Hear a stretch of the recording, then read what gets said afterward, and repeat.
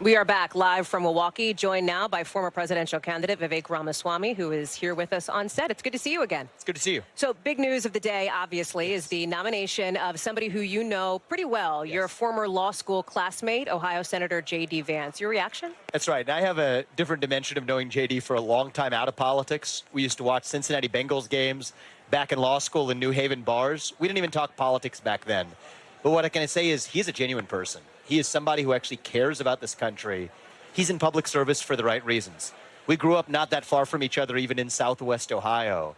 And I can say one of the things about my relationship with him is we've agreed on most things, but even when we disagree, we push each other a little bit. And that's so missing in our American politics today is original thinkers who are energetic, who are intelligent, who care about the country. He's been one of the most successful senators, in my opinion. He's probably been our strongest fighter in the Senate. And I think he's going to make for an outstanding vice president. I truly believe that. Your name at one point had been floated on that, let's call it, long list for vice president. I think even when you were running for president, you fielded that question quite a bit. I got a whether lot.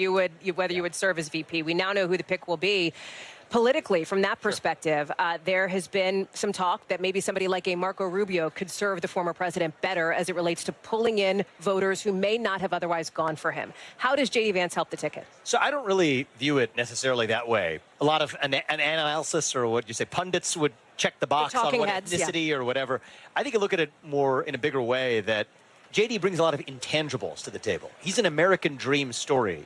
That speaks to me, but it speaks to a lot of other people like me in the country. I'm the kid of legal immigrants who came here. My parents did with no money. I've lived the American dream.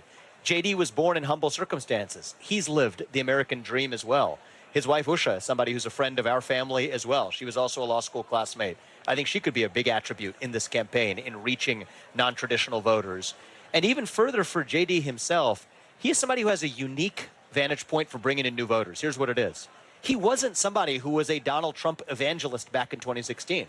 So I think that's actually quite the opposite. Yeah, well, I acknowledge that. But what I would say is he can actually reach a lot of other people who also weren't in the Donald Trump camp in 2016. And in a very personal and authentic way, he can say, look, here's why I moved. And here's why I want you to come with us as well. So I think that's unique. You're saying that you think his evolution on the former president could actually be relatable to some independents? Yes, I think it could actually be an attribute to bringing independents and even some Democrats in. A lot of working class Democrats, a lot of union members across the country. Trump is already strong with a lot of those audiences, but JD, I think, plays even further to those strengths. And I think there's a good chance this Trump-Vance ticket could be the most formidable presidential ticket, certainly in my lifetime. And I'm looking forward to hopefully seeing them succeed at a big scale in saving the country. If they do succeed in November, it would obviously open up a Senate seat in Ohio. Would you consider it? I haven't gotten that question today at all, actually. No, the reality is it's hot off the press. To be frank, I would strongly consider it if I were asked to serve, but I would also want to have a serious conversation with President Trump about the other ways I could have an impact on the country. My top passion is taking on the regulatory state. I think that's a nonpartisan issue that's actually impeding our economy, in some ways even threatens the American model of self-governance. I think that administrative state is far too big. There are ways to address that from the executive branch. There are also things that need to be done from Congress and the Senate, too. So I look forward to those conversations after President Trump is successfully reelected with JD Vance. I'll ask because I've got to check the box. Has anybody reached out to you from Governor DeWine's office to broach this issue yet? I have not discussed this with Governor DeWine. Anybody from his office? I haven't discussed it with President DeWine. I haven't discussed it with Governor DeWine. But I look forward to evaluating what the future holds in store. I would strongly consider it if asked, but I think there are a lot of other ways to serve this country.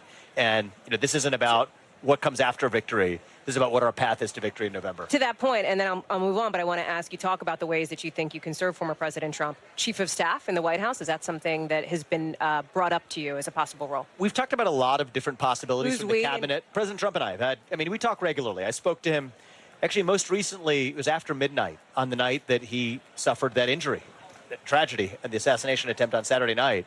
One of the things I admire about him is he's always strong, he's always energetic. And I think we get along, and we want to save the country together. But that's going to come in a lot of different forms. So we've talked about different ideas potentially in a cabinet to other ways of driving change. And, today I think adds one more development that'll give us a lot to consider. Let's go back to that conversation that you had with the former president after that assassination attempt against him in Butler, Pennsylvania at that rally on Saturday. Can you give us some insight? We have seen a couple of print interviews that are new out today that he conducted with a couple of folks who were on the plane as he flew to Milwaukee. Give us some insight into his thinking, into his state of mind at this critical moment. I think his headspace is exactly where it needs to be, to lead this country, not lead the Republican Party, but to lead the United States of America. Joe Biden did pledge to unite the country. I think it's fair to say that had he succeeded in that, we wouldn't be where we are right now.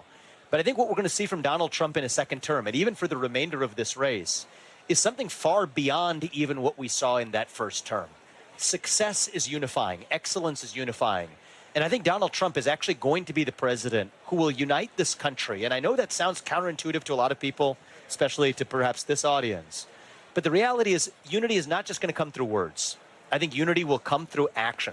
I think his focus on the economy, his focus on illegal immigration, that unites a lot of different Americans. And the good news is Saturday, what happened was a near tragedy.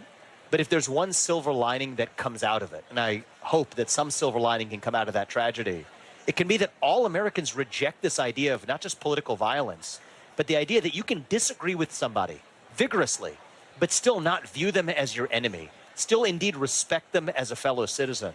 And do both parties need to do better on that? Absolutely. But I think one of the things we in the Republican Party can do is focus on our own agenda rather than just villainizing the other side. To your point, though, on this turn to unity, if you will, on this pivot to unity, if you will, setting aside whether or not it's surprising, that's not for me to say, looking at past history, looking at whether past is precedent. I've covered the former president, as you know, for many years, and was told fairly regularly during his time in the White House that there would be a unifying moment ahead, and then that rarely materialized with a person in office who was, as we know, Donald Trump to be, defiant, as he is in the face of this, as you call it, near tragedy, this assassination attempt against him. So, yes, he's talking about ripping up his convention speech and rewriting it to make it more unifying, but then posting online on Truth Social in ways that sound a lot like, Friday Donald Trump. How do you see that playing out? So I don't think this is going to be a fake, artificial, short-term national unity, because that won't last anyway. This is not a kumbaya, let's use flowery words and hold hands. I think it's going to be deeper than that. I think it's going to be a national unity that comes from the fact that you may not agree with everything Donald Trump says, but you will still know that he will defend to the death your right to say it. And I think that's a different message. That's what I miss. That's the America that I think many of us in this country miss, where we can get together at the dinner table, we can disagree vehemently, but still view an ideology as the enemy, not our fellow neighbor, not our fellow citizen. And can both parties do a better job of that? Absolutely. Do we have an opportunity to do it this convention? I think we do. I'll be speaking tomorrow night. President Trump's on Thursday night. And I hope that's what Americans take away from seeing a different type and a different side of Donald Trump that I know he cares about national unity. But I hope more Americans are able to see it. Very quickly, do you anticipate we may see him even tonight?